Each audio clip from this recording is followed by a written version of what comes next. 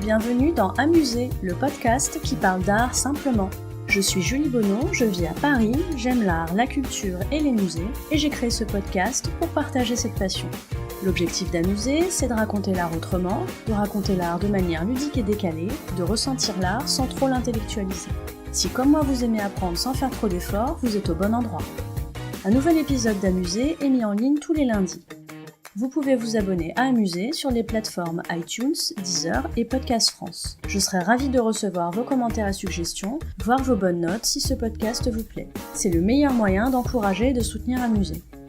Vous pouvez également me suivre sur les réseaux sociaux. Sur Instagram et sur Twitter, c'est le compte amuser_fr et sur Facebook et via la chaîne YouTube sous le nom Amuser.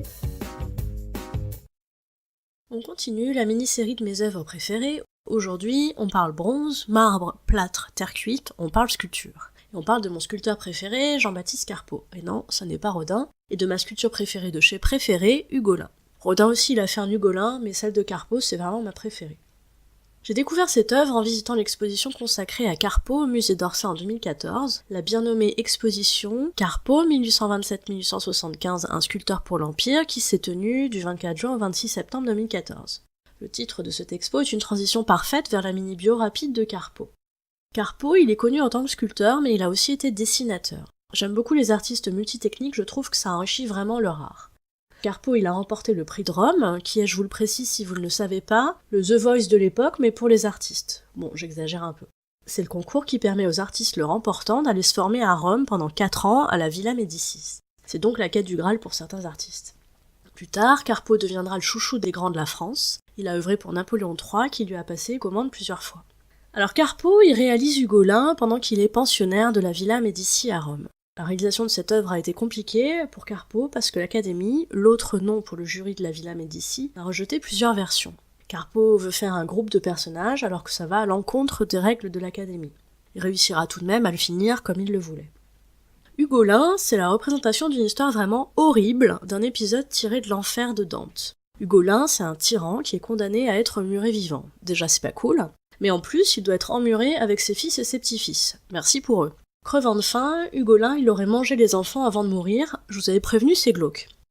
Ce qui est génial, c'est que Carpeaux, il livre vraiment une œuvre qui retranscrit cette horreur. La tête et les mains d'Hugolin sont vraiment déformées par la rage, la faim, le dilemme, on sait pas vraiment quel sentiment en fait. On sent juste que ça risque de mal finir cette affaire. Les enfants l'entourent, si vous allez voir cette œuvre qui est au musée d'Orsay, il y en a aussi une version en plâtre patiné au Petit Palais, faites le tour de cette œuvre et observez comment elle a vraiment été conçue pour se voir de tous les côtés.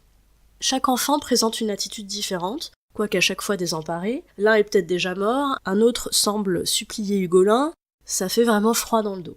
J'adore cette œuvre parce qu'elle allie le beau, la perfection des corps sculptés, l'aspect circulaire, et l'horrible, l'histoire qu'il représente.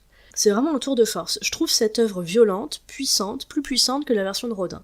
J'ai la sensation que Carpeaux, il est allé très loin dans l'interprétation et c'est ça qui me plaît. Alors quand on contemple Hugolin, on peut quand même se dire qu'il devait pas être si lisse que ça, ce Carpeaux. Vous trouverez dans les notes de cet épisode des références intéressantes en lien avec le sujet traité. N'hésitez pas à me faire part de vos commentaires sur Amuser.